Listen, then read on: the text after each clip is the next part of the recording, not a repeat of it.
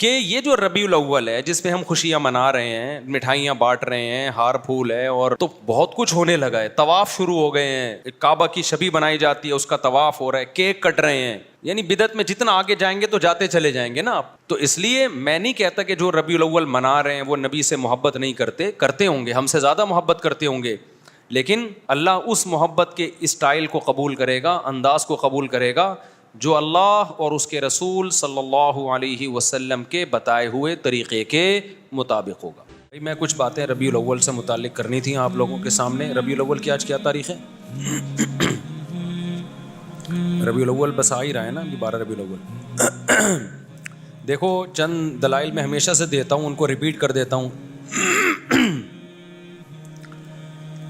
نبی صلی اللہ علیہ وسلم نے فرمایا میری امت کے 73 فرقے ہوں گے, یہی فرمایا نا آپ نے, فرمایا کلہم فی النار, سب کے سب جہنم میں ہوں گے سوائے ایک کے. صحابہ نے پوچھا یا رسول اللہ وہ کون سا فرقہ ہوگا؟ آپ نے فرمایا ما انا علیہ و اصحابی, جس پر میں اور میرے صحابہ تھے. نبی نے یہ کیوں نہیں فرمایا کہ جو قرآن پر عمل کرتے تھے وہ جنتی ہوگا؟ یہ کیوں نہیں فرمایا کہ جو قرآن اور حدیث پر عمل کرتے ہیں وہ جنتی ہوں گے؟ یہاں قرآن کا تذکرہ نہیں ہے, بلکہ آپ نے فرمایا جس پر میں اور میرے صحابہ. وجہ اس کی یہ ہے کہ کیونکہ یہ 73 فرقے اسلام کی طرف منسوب ہوں گے نا, تو قرآن کو تو سب مانتے ہوں گے, کیونکہ اگر قرآن کا انکار کر دیں پھر تو اسلام رہا ہی نہیں نا, پھر تو اسلام کے فرقے تھوڑی ہوئے. تو ان میں ہر شخص سہارا قرآن سے لے رہا ہوگا, دلائل کہاں سے دے رہا ہوگا؟ قرآن سے. تو نبی کی حدیث کا مطلب یہ ہوا کہ ان کی قرآن کی آیتوں سے متاثر مت ہونا, بلکہ دیکھنا میرا کس پر عمل تھا, کیونکہ قرآن سب سے زیادہ سمجھنے والا میں اور قرآن پہ سب سے زیادہ عمل کرنے والا میں. تو قرآن کی آیت کی کوئی ایسی تشریح اگر کر رہے ہیں جس پر میرا عمل ہی نہیں ہے, اس کا مطلب وہ تشریح غلط ہو رہی ہے. جیسے ربیع الاول میں ایک دلیل دی جاتی ہے قل فبذالک قل بفضل اللہ وبرحمتہ فبذالک فلیفرحوا. اللہ سورہ یونس میں فرماتے ہیں ہم نے تمہیں قرآن کی نعمت دی تو تمہیں چاہیے کہ اس پہ خوش ہو جاؤ.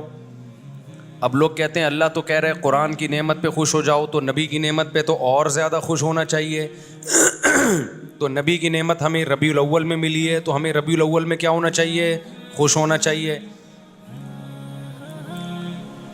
اب یہ قرآن کی ایسی تشریح ہو رہی ہے جس پر نبی صلی اللہ علیہ وسلم کا عمل نہیں ہے, یہ آپ اپنی تشریح کر رہے ہیں. کیونکہ قرآن کا اگر یہ مطلب ہوتا تو سب سے پہلے ربیع الاول میں نبی خوش ہوتے اور خوشی مناتے, پھر صحابہ خوش ہوتے اور خوشی مناتے.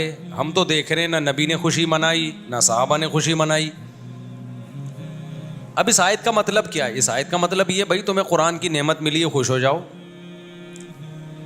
تو کسی بھی ٹائم پہ خوش ہو سکتے ہو آپ, اور خوشی منانے کا تھوڑی قرآن کہہ رہا ہے. خوش ہونا الگ چیز ہے, خوشی منانا الگ چیز ہے. ہم جب بھی قرآن کا سوچتے ہیں ہمیں خوشی ہوتی ہے. اب یہ تو نہیں کہ مٹھائیاں بانٹنا شروع کر دیں, ہم گلے میں ہار ڈالنا شروع کر دیں اپنے بھی اور دوسروں کے بھی کہ بھائی قرآن ملا ہے. تو بھائی وہ آج تھوڑی ملا ہے, وہ تو 1400 سال پہلے ملا ہے. اور اب ہم پڑھتے ہیں تو خوش ہوتے ہیں. خوش ہونا ایک الگ چیز ہے, خوشی منانا ایک الگ چیز ہے. تو ہر آدمی قرآن سے ریفرنسز دے رہا ہوتا ہے. جناب پروفیسر غامدی صاحب بھی قرآن سے ریفرنسز دے رہے ہوتے ہیں, لیکن جب بتاؤ کہ بھائی حدیث میں کیا ہے, نبی نے اس پر کیسے عمل کیا, اس آیت کی کیسے نبی نے ایکسپلین کیا, وہاں آ کے مسئلہ خراب ہو جاتا ہے. تو اب یہ بات خوب اچھی طرح سمجھیں کہ نبی صلی اللہ علیہ وسلم نے جو یہ فرمایا نا کہ ما انا علیہ و اصحابی, جس پر میں اور میرے صحابہ تھے. اچھا یہاں تک بات ختم نہیں ہوئی. بعض حدیثوں کی ایسی تشریح کی جائے کرتے ہیں لوگ کہ جس پر صحابہ کا عمل نہیں تھا. تو نبی نے صرف یہ نہیں فرمایا کہ جس پر میں, بلکہ آپ نے اپنے ساتھ کس کو ایڈ کیا ہے؟ صحابہ کو بھی. کیونکہ جیسے قرآن کی آیتوں کی غلط تشریح کی جاتی ہے, اسی طرح حدیثوں کی بھی غلط تشریح کی جاتی ہے. 3 طلاق کا 3 ہونا یہ تمام صحابہ کا فتویٰ ہے, اب کوئی آپ کے سامنے حدیث پیش کر رہا ہے کہ 3 طلاقیں ایک ہوتی تھیں، تو سمجھ لو کہیں گڑبڑ کر رہا ہے، وہ حدیث کو ایکسپلین کرنے میں غلطی ہو رہی ہے، اس سے حدیث کا مطلب سمجھنے میں غلطی ہو رہی ہے اس سے کیونکہ کسی ایک صحابی سے بھی نہیں ملتا کہ اکٹھی 3 طلاق کو ایک کہا انہوں نے. سارے صحابہ اکٹھی 3 کو کتنا کہتے ہیں؟ 3 کہتے ہیں. ہمارے پیغمبر نے معیار بتا دیا. بھائی کوئی حدیث کو ایسے ایکسپلین کر رہا ہے کہ صحابہ کے اگینسٹ جا رہی ہے، نہیں ماننا اس کو. فرقے سارے یہیں سے بنتے ہیں. کوئی قرآن کا لیبل لگا کے فرقہ بنائے گا، کوئی حدیث کا لیبل لگا کے. اسی وجہ سے کیا کہا گیا ہے کہ جو جنتی فرقہ ہے نا وہ ہے اہل سنت والجماعت، جو سنت کو بھی مانتا ہے اور صحابہ کے اجماع کو بھی مانتا ہے، جماعت صحابہ کو بھی مانتا ہے. قرآن و سنت کی وہ تشریح نہیں کرتا جو صحابہ سے میچ نہیں کرتی. اس حدیث سے ہمیں پتہ چلتا ہے کہ بھئی جو اہل سنت والجماعت ہیں وہ جنتی فرقہ ہے. سمجھ میں آ رہی ہے بات کہ نہیں آ رہی؟ لیکن آج بڑا مسئلہ یہ ہے کہ جو آدمی کسی بھی غلط چیز کی طرف جائے گا وہ لیبل بہت اچھا لگا لے گا. مثال کے طور پر ہمارے ہاں بہت سے حضرات ایسے ہیں جو اسلاف کے اقوال کو نہیں مانتے. نام سلفی رکھ لیا انہوں نے. میں سارے سلفیوں کو برا نہیں کہہ رہا، لیکن بہت ایسے ملیں گے کہ اسلاف کے جب قول ان کے سامنے پڑھ پڑھ کے سنائے جائیں وہ نہیں مانتے اس کو، لیکن کہتے اپنے آپ کو کیا ہیں؟ سلفی کہہ رہے ہوتے ہیں. رنگی کو نارنگی کہیں، تند مال کو کھویا، چلتی کو گاڑی کہیں. جو چلتی بھی چیز ہے اس کو لوگ کیا کہتے ہیں؟ گاڑی. گاڑی کا مطلب تو گڑی بھی ہے. اور جو تند مال ہے اس کو کہتے ہیں جو اتنا بہترین مال کو کھویا، یعنی کوئی ہم نے دودھ بھی کھو دیا یہاں. اور نارنگی، حالانکہ وہ تو رنگی ہوئی چیز ہے نا، اتنا کلر پیارا ہوتا ہے، اس کو لوگ کیا کہتے ہیں؟ نارنگی، یعنی رنگی نہیں ہے اس میں. تو یہی حال آج کل فرقوں کے اچھے اچھے لیبل میں. اسلاف کی ایک نہیں ماننا، نام کیا رکھ لینا؟ سلفی.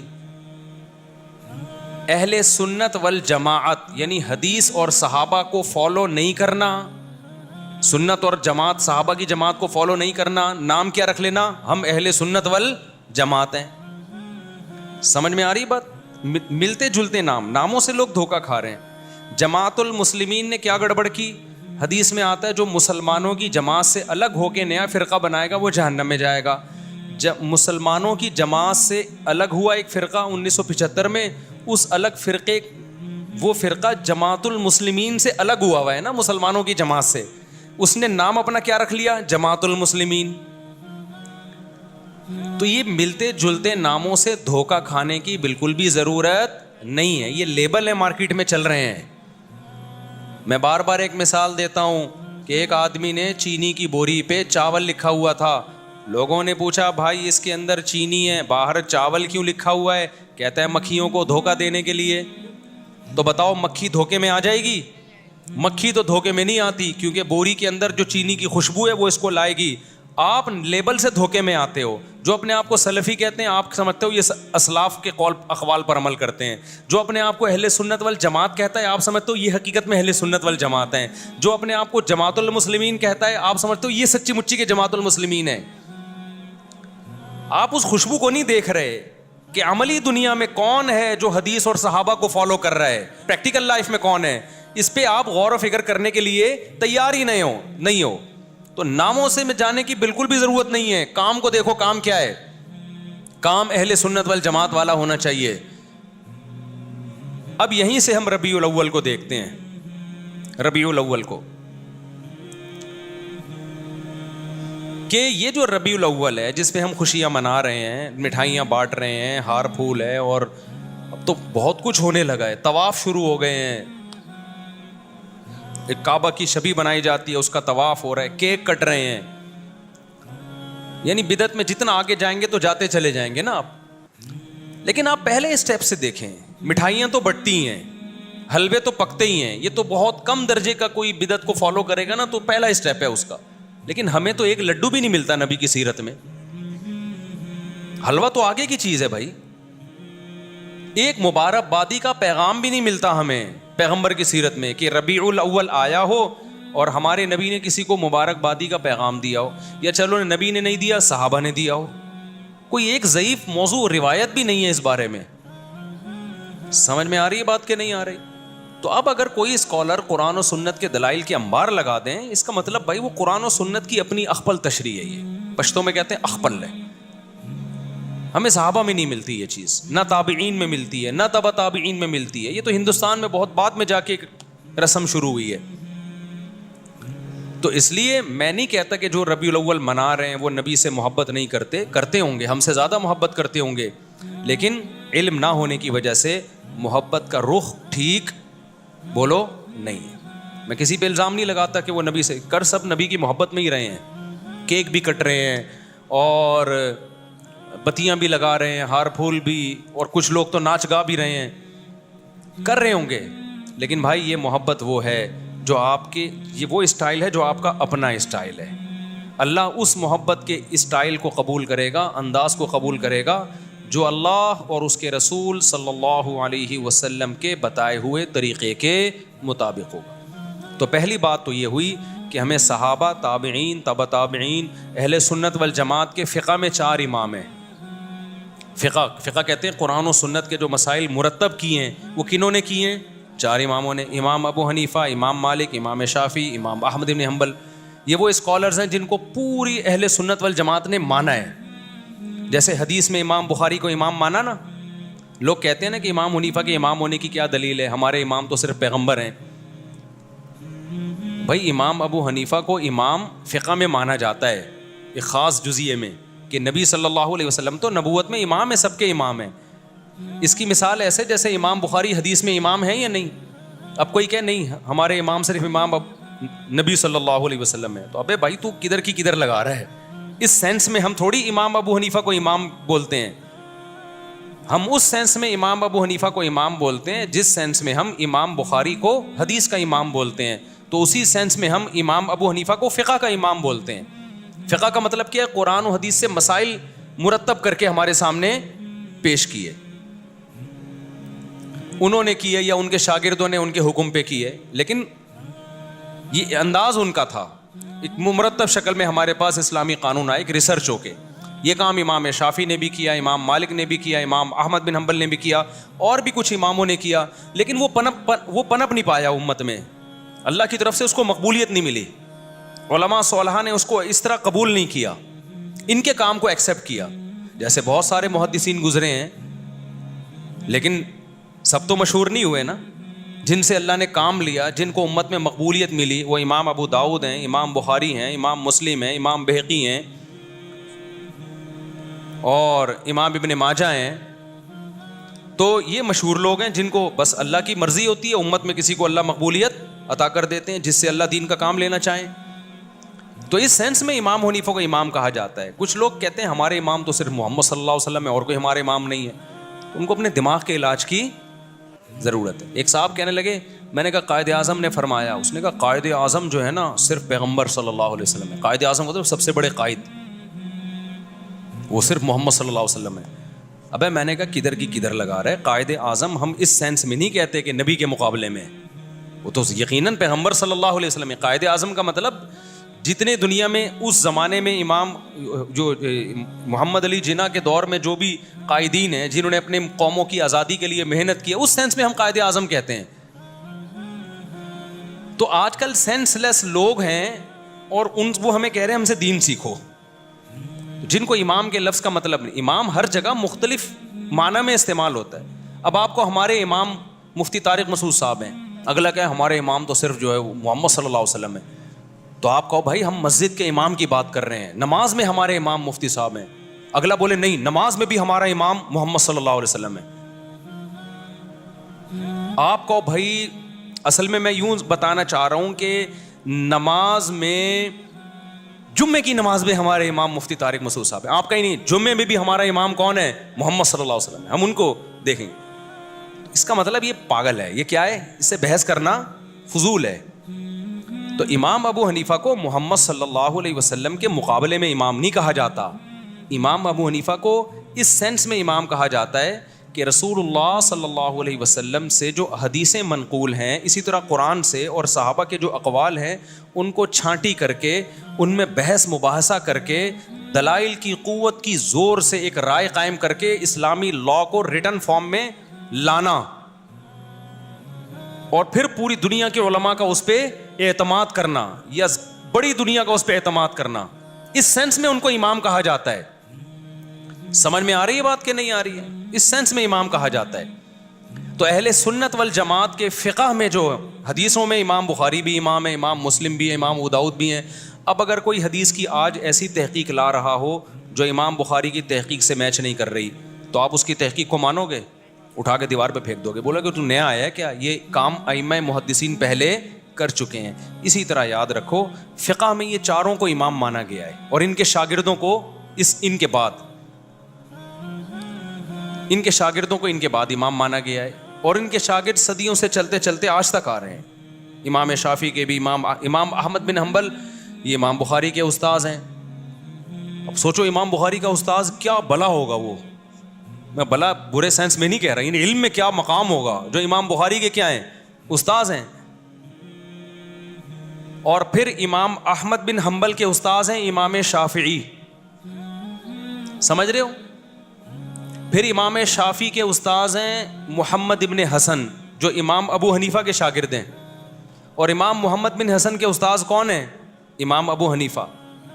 تو انہوں نے مرتب کیا ہے، ان کے شاگردوں نے کیا، لیکن انہی کے حکم پہ اور انہی کے اقوال کو ترتیب دے کے نا، کتاب الوضو، کتاب الزکوٰۃ، کتاب الصوم.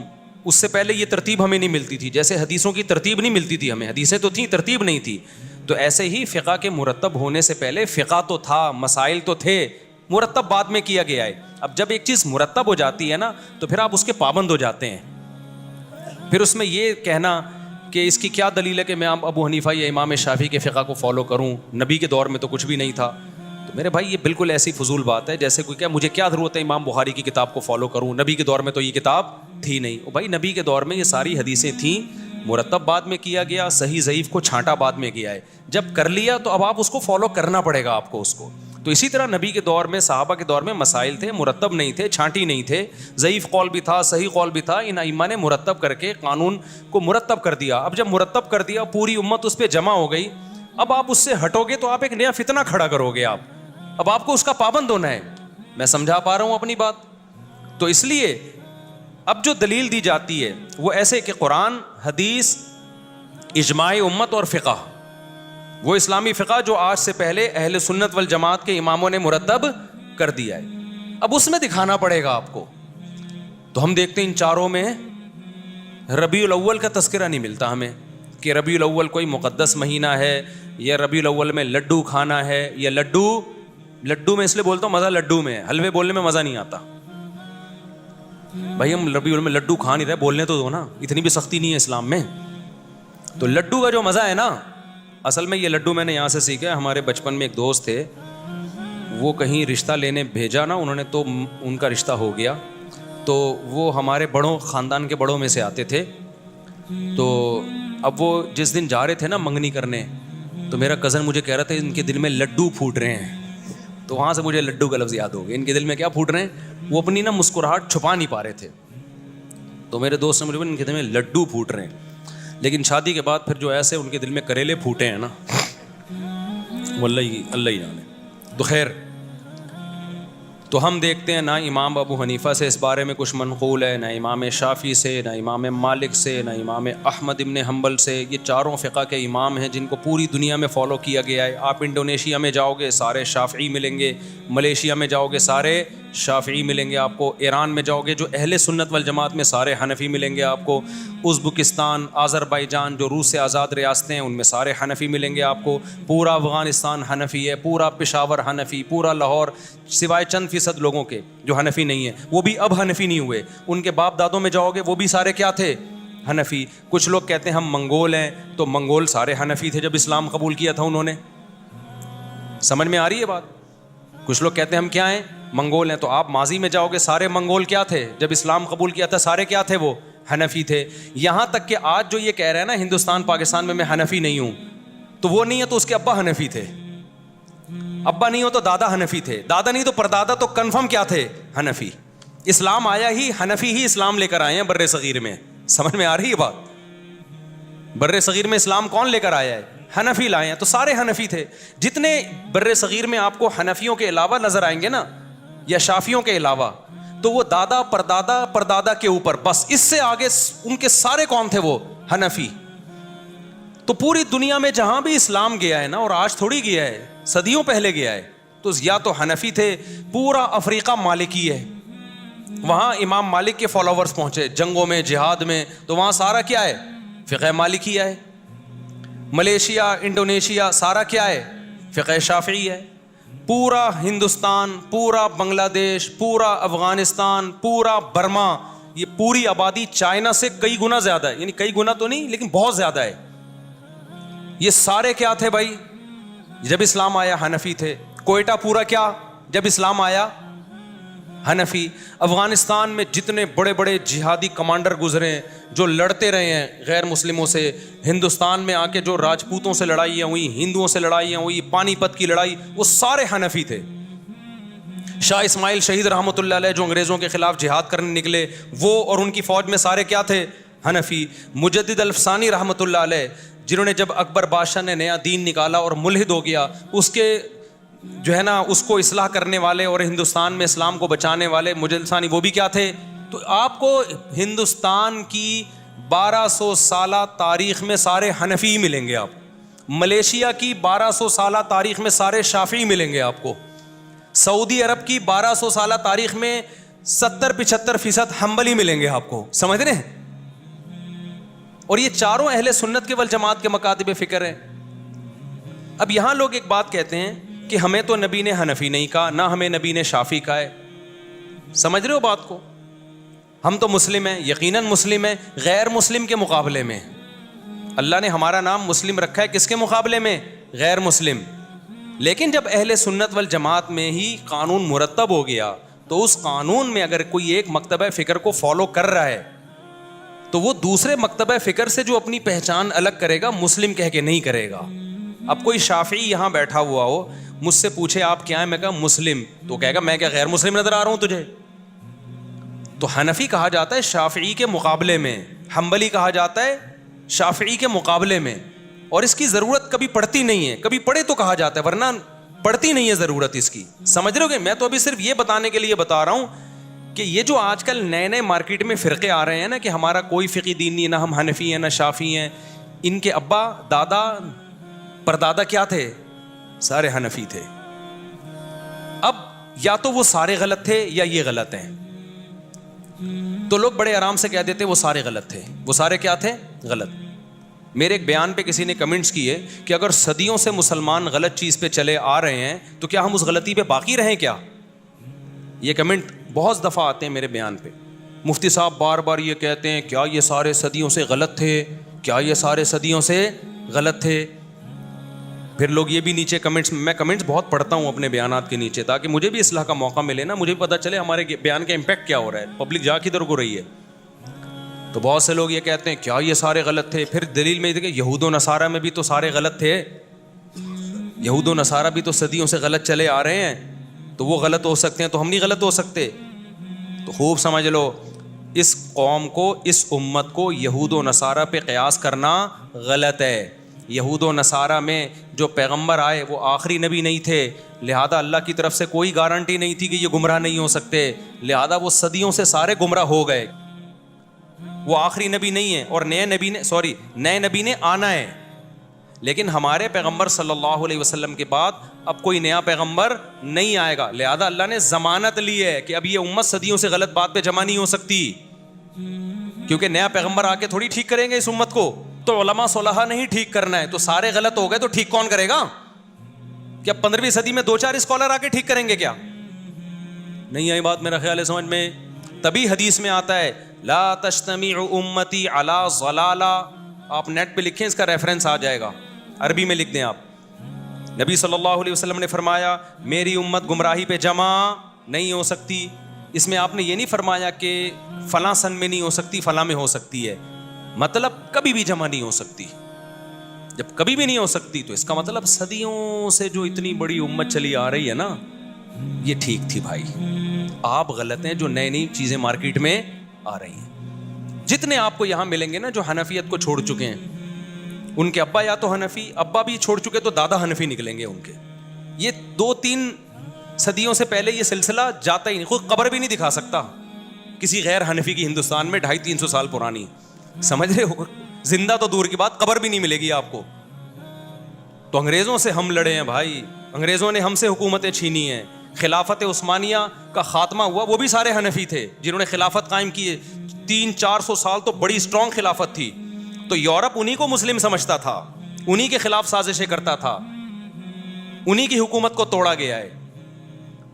وہ اسلامی لا جو خلافت عثمانیہ میں 500-600 سال چلا ہے, وہ تو فقہ حنفی تھا سارا, وہ بھی غلط. بنو عباس میں زیادہ تر فقہ حنفی تھا, وہ بھی غلط. بنو امیہ میں جو سب سے بڑے قاضی تھے امام ابو یوسف تھے قاضی القضاء, وہ بھی حنفی تھے.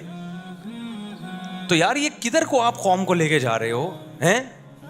کوئی غیر مسلم جب اسلام قبول کرے اور آپ کو حنفی شافی سارے غلط ہوتے ہیں, ایک دین محمدی پہ آ جاؤ, تو غیر مسلم اس نعرے سے اٹریکٹ تو بہت ہوگا, لیکن اس کو ایک بہت بڑا سوال پیدا ہوگا کہ جب ہم کتابوں کی طرف جاتے ہیں, ہم علماء کی سیرت پڑھتے ہیں, تو 4 طبقات ملتے ہیں کتابوں میں. آپ جب بھی کسی عالم کی سیرت پڑھیں گے نا, تو یا تو طبقات حنفیہ میں ہوگا, یا طبقات شافعیہ میں, یا طبقات مالکیہ میں, یا طبقات حنابلہ میں. اس کے علاوہ کہیں ملے گا ہی نہیں آپ, الا ماشاء اللہ اکا دکا. علامہ شوکانی ہو گئے, ابن حزم ظاہری ہو گئے, چند ایک کروڑوں میں. سمجھتے ہو کہ نہیں سمجھتے ہو؟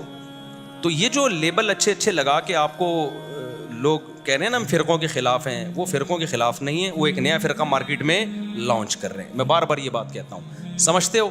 اچھا, بات سے بات چل پڑی ہے. ابھی میں تو ربیع الاول پہ بات کر رہا تھا. لوگ یہ بھی کہتے ہیں کہ ان چاروں کو پہ ریسرچ کر کے ایک کیوں نہیں کر دیتے آپ. یہ بڑا سوال کیا جاتا ہے کہ یار 4 مکاتب فقہ ہیں, حنفی, مالکی, شافعی, تو قرآن حدیث سے ریسرچ کر کے ایک پہ آ جاؤ نا. دیکھو ان چاروں اماموں نے قرآن حدیث ہی پہ ریسرچ کر کے بہت سی چیزوں میں اتفاق کر لیا ہے. اب جن چیزوں میں ہو گیا ان میں تو چاروں متفق ہیں, سب میں ہر میں 4 رائے تھوڑی ہیں. بہت سے مسائل ایسے ہیں جن میں ریسرچ ہوئی 3 امام ایک طرف ہو گئے. بہت سے مسائل میں ریسرچ ہوئی 2 کی رائے ایک طرف اور 2 کی ایک طرف. کچھ مسائل ایسے ہیں جن میں 1 کی رائے ایک طرف اور 3 کی دوسری طرف. وہ ریسرچ کے بعد ہی ہوئی ہے. اب جب ہو گئی, اب اس اختلاف کو ختم نہیں کیا جا سکتا, کیونکہ اب اس کو ختم کرنے کے لیے بیٹھیں گے تو نئی آرا اور وجود میں آئیں گی. اتھارٹی کون ہے جو یہ فیصلہ کرے گی کہ یہ صحیح ہے وہ غلط ہے؟ یہ تو ایک نئی جنگ میں امت چلی جائے گی نا. اب اس کا حل یہی ہے کہ ایک کو فالو کرو, دوسرے کو برا مت کہو, کیونکہ وہ بھی قرآن حدیث سے, یہ بھی قرآن حدیث سے ہے. تو امت صدیوں سے اس ٹریک پہ چل رہی ہے اور بڑی کامیابی سے چلی ہے. اسی ٹریک پہ چلتے ہوئے دنیا پہ حکومت کی ہے. ہندوستان میں ہم نے 1000 سال حکومت کی. اگر ہم ہندوستان میں بیٹھ جاتے ہیں نا کہ نہیں یہ غلط ہے, نیا بناؤ, تو نیا نہیں بنتا.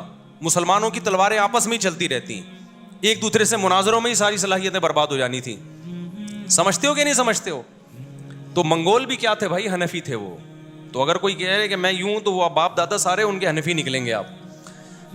تو اچھا, اور اگر پھر بھی میں کہتا ہوں کوئی نہیں مانتا ان چاروں مکاتب فکر کو, وہ کہتا ہے یہ غلط ہیں چاروں, ہم صرف مسلم ہیں, یقیناً ہم صرف مسلم ہیں, لیکن جہاں ضرورت ہوگی, جہاں فقہا کا اختلاف ہوگا, تو پھر تو مینشن کرنا پڑے گا نا میں کس کی رائے کو فالو کرتا ہوں. لیکن اگر آپ نہیں مانتے, آپ کہتے ہو چاروں غلط ہیں, میں قرآن و حدیث پہ لوگوں کو لاؤں گا. آپ کے خیال میں یہ تورات و انجیل پہ لے کر آئے ہیں, ہم قرآن و حدیث پہ لاتے ہیں, تو پھر میں آپ سے کہتا ہوں پھر آپ بھی ایک فقہ مرتب کر دو.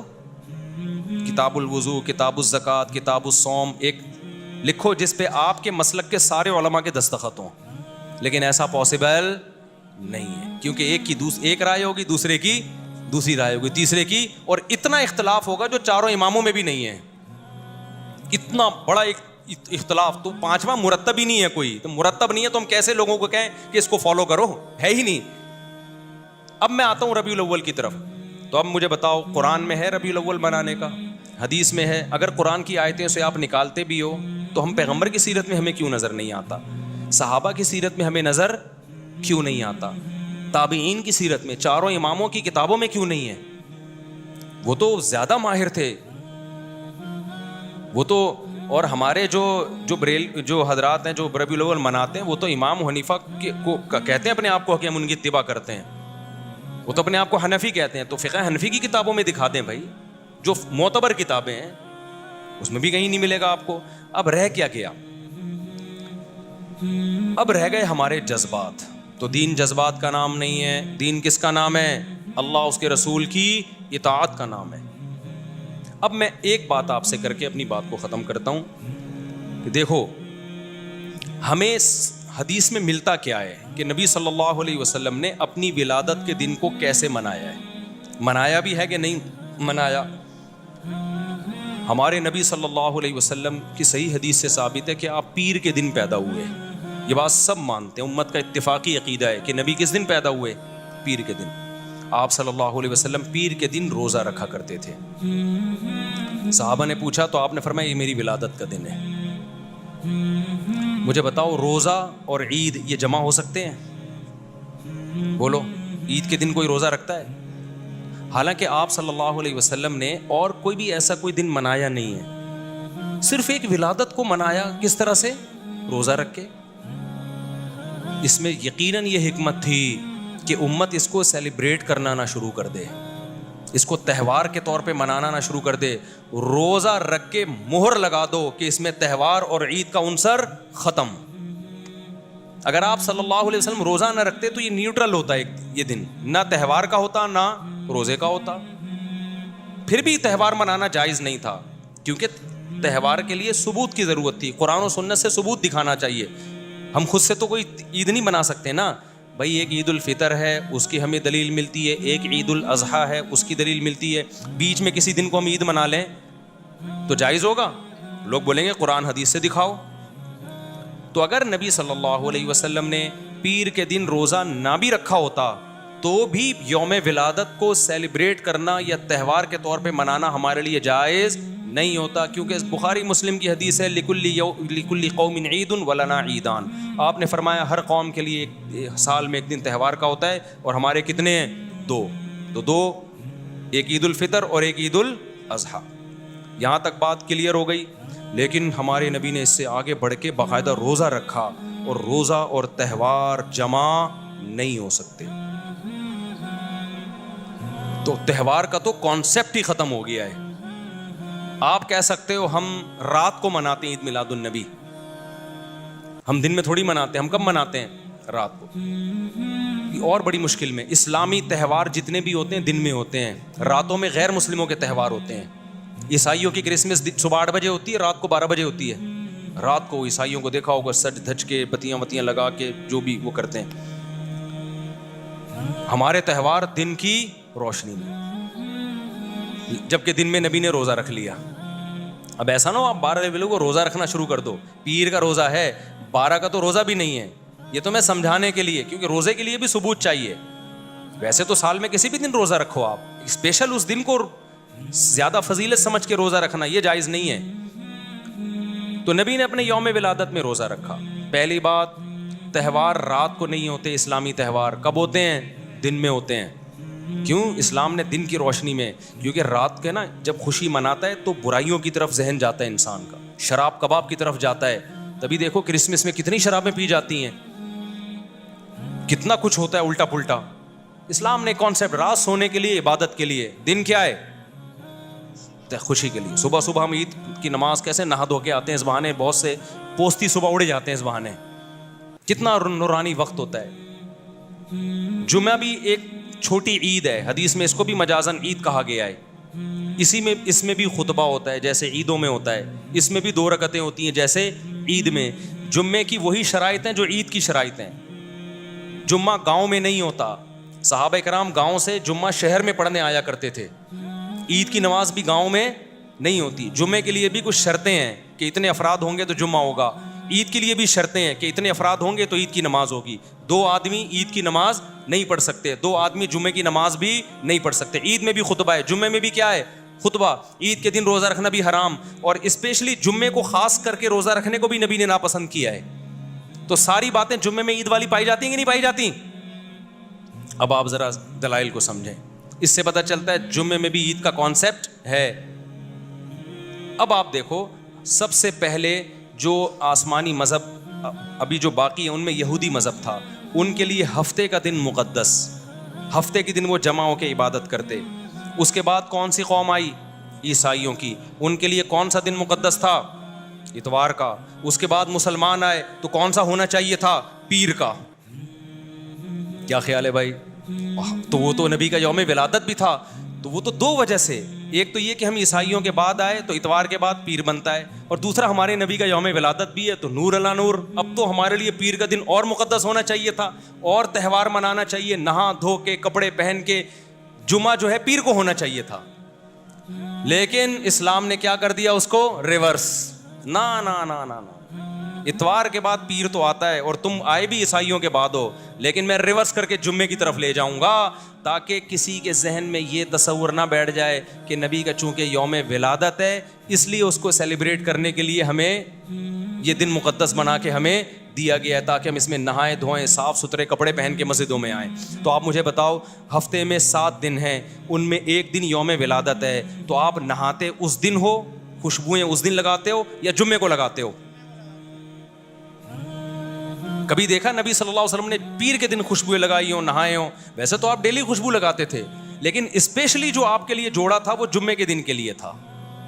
جو اچھا جوڑا پہنتے تھے آپ, اسپیشلی جو خوشبوئیں لگاتے تھے وہ کس دن؟ جمعے کے دن. اسپیشلی جو آپ نے نہانے کا حکم دیا کس دن؟ جمعے کے دن. اسپیشلی جو اچھے سے اچھا کپڑا پہننے کا حکم دیا کس دن؟ جمعے کے دن. تو پیر کو کیوں نہیں کیا آپ صلی اللہ علیہ وسلم نے؟ میں سمجھا پا رہا ہوں اپنی بات؟ تو تمام دلائل سے پتہ چلتا ہے بھائی کہ ہمارے نبی تو روزہ رکھ کے اس میں بڑی عید کا کانسیپٹ بھی ختم کر رہے ہیں, اور چھوٹی عید کا کانسیپٹ جو جمعے والی عید ہے اس کا کانسیپٹ بھی ختم کر رہے ہیں. تو اتنا کچھ ہونے کے بعد بھی اگر آپ کہتے ہو کہ نہیں جی نبی کے یوم ولادت کو ہم نے سیلیبریٹ کرنا ہے, ہم نے خوشی منانی ہے, جو نہیں منا رہے وہ شیطان ہے, سبھی تو جہاں میں خوشیاں سوائے ابلیس کے, سبھی تو جہاں میں خوشیاں, ایسا کوئی شعر ہے. تو باتیں کرنے پر گورنمنٹ کی طرف سے کوئی پابندی نہیں ہے, لیکن ان دلائل کو اللہ کے سامنے دے کر آپ اللہ رسول کو مطمئن نہیں کر سکتے. تو یہ دیوبندی بریلوی بحث نہیں میں کر رہا,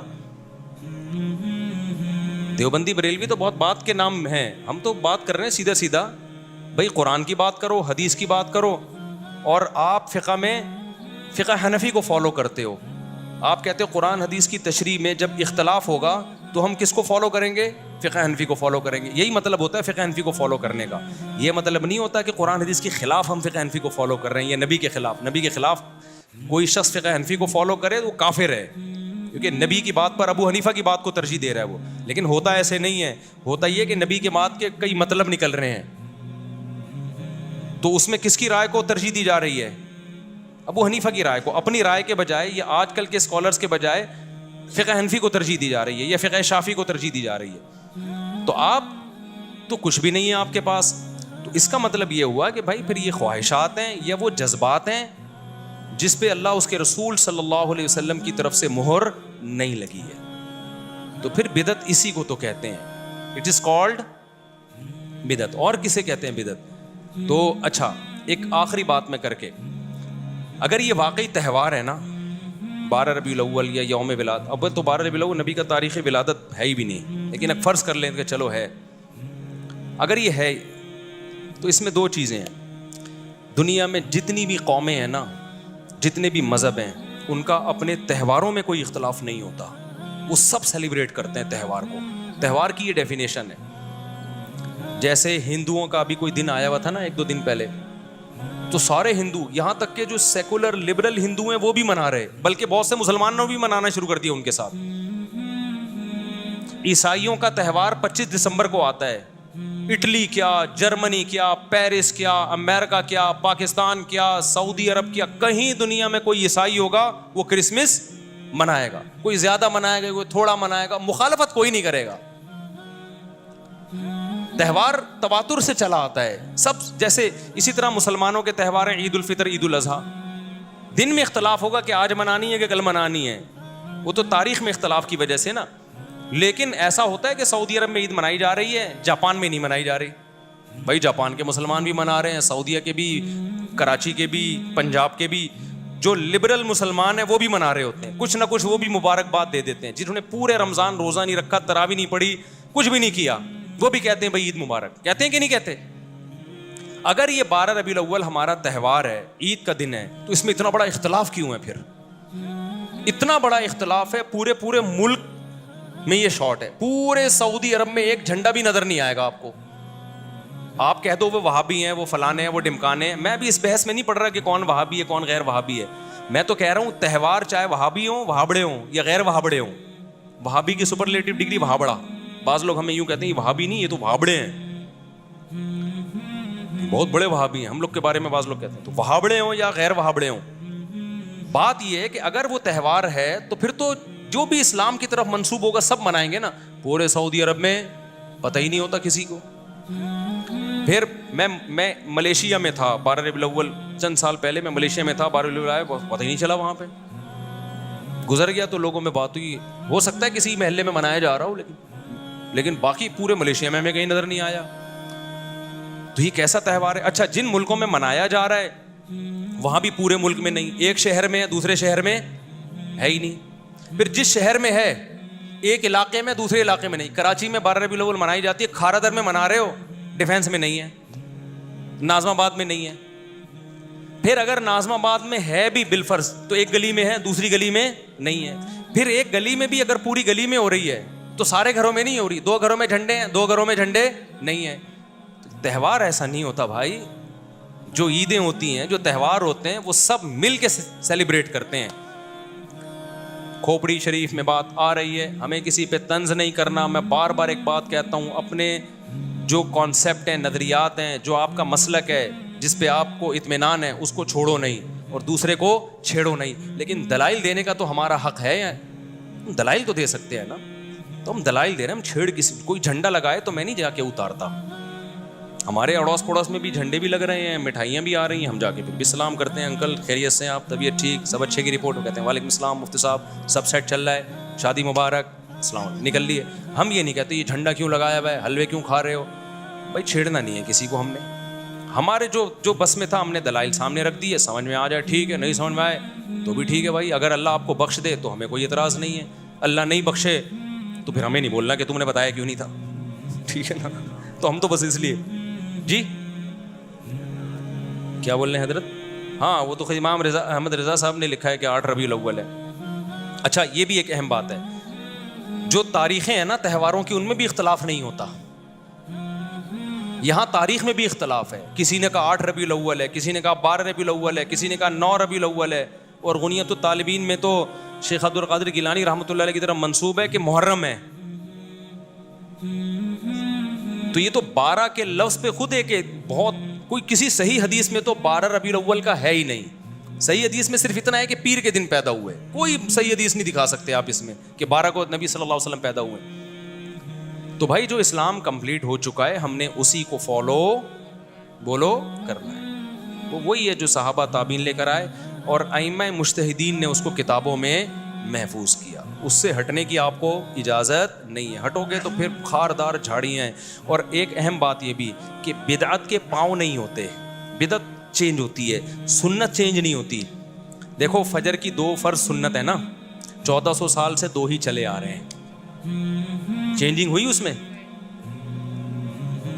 लेकिन बिदत में चेंजिंग होती है। रबीउल अव्वल पिछले साल जिस स्टाइल से मनाया जा रहा था, उससे पिछले साल वो स्टाइल आपको नहीं मिलेगा, उससे पहले नहीं। 100 साल पहले जो मनाया जा रहा था वो बिल्कुल ही डिफरेंट था।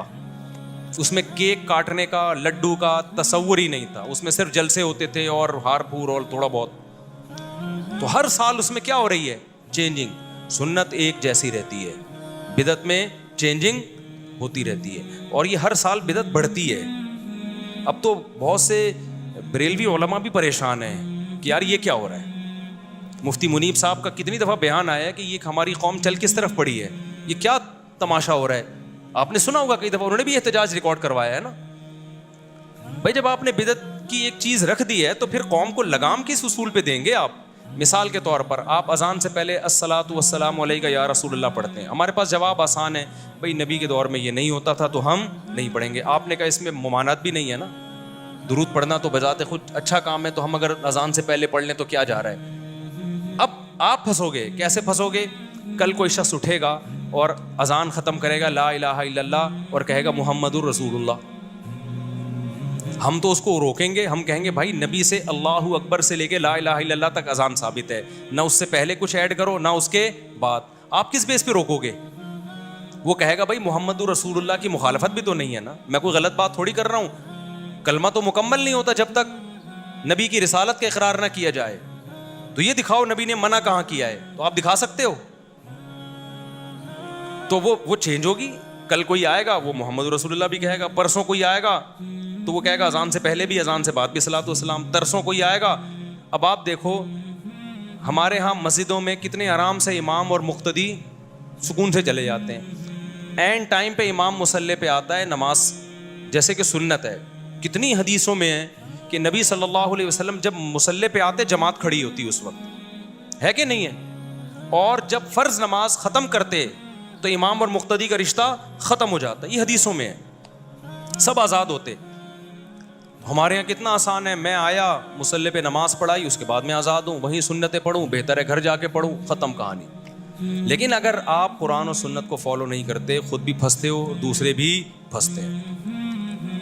اب بہت سی مسجدوں میں ہم نے دیکھا ہے امام صاحب آئیں گے, پہلے سے بیٹھے ہوئے ہوں گے, تنخواہ اتنی مل رہی ہے جتنی ہمیں مل رہی ہے. ذمہ داری کیا ہو رہی ہے امام کی, ڈبل. وہاں کے امام غصہ کرتے کہ یار یہ دیوبندی مولویوں کے بڑے مزے ہیں یار, آئے اور پتلی گلی سے نکل لیے, تنخواہ اتنی مل رہی ہے جتنی کس کو مل رہی ہے, ہم کو. اب وہ آئیں گے, بیٹھیں گے, پہلے اقامت ہوگی, حی علی الصلاۃ پہ کھڑے ہوں گے سب, پھر امام کو اجتماعی دعا کرانی ہے لمبی جہری. وہ آپ نے ایک امام کو ٹینشن میں ڈال دیا, مقتدی بھی نہیں اٹھ کے جا رہے, وہ ایک ٹینشن میں آ گئے. آپ کہہ سکتے ہو دعا سے کوئی ٹینشن میں نہیں آتا, یقیناً نہیں آتا جب اپنی مرضی سے مانگ رہا ہو. جب گن پوائنٹ پہ مانگ رہا ہو تو بھی ٹینشن ہی ٹینشن ہے, پھر ٹینشن ہی ٹینشن ہے. وہ اپنی مرضی سے تھوڑی مانگ رہا ہے, اس کو پتا میں گیا تو لوگ کہیں گے بھابڑا, نماز پڑھاتے ہی نکل لیا. امام کو یہ ہوتا ہے کہ ابے مجھے بھابڑا بولیں گے, تو اب وہ بیٹھا ہے بیچارہ, وہ دعا کرا رہا ہے, یا اللہ, بڑی لمبی دعا ہوتی ہے. پھر وہ بھی کافی نہیں ہے, دعا کے بعد امام نے سنتیں بھی وہیں پڑھنی ہے, پھر سنتوں کے بعد ایک اور جہرن لمبی دعا مانگنی ہے اس نے. تو بیچارہ یہ گن پوائنٹ پہ ہو رہا ہے. تو وہ امام کا حوصلے کو داد, میں کہتا ہوں تنخواہ ڈبل کرو کم از کم. خیر, تو اسی طرح عید میں جو گلے ملنے والا کانسیپٹ ہے, ہم بار بار کہتے ہیں رسول اللہ صلی اللہ علیہ وسلم سے یہ ثابت نہیں ہے. ہم آسانی سے مشکل سے بڑی آسانی سے نکل گئے ہم. اب میں جب عید کی نماز پڑھاتا ہوں, میں لوگوں سے کہتا ہوں بھائی ہول سیل کے حساب سے سب کو دعائیں, ٹھیک ہے نا, مبارک, اور پتلی گلی سے نکل لی ہم. لیکن جو لوگ کہتے ہیں گلے ملنے چاہیے, سنت ہے, یا یہ کہ نبی نے روکا بھی تو نہیں ہے نا گلے ملنے سے, تو مانگو. وہ عید کے دن جو ٹینشن ہوتی ہے نا, وہ جس پہ گزرتی ہے وہی جانتا ہے.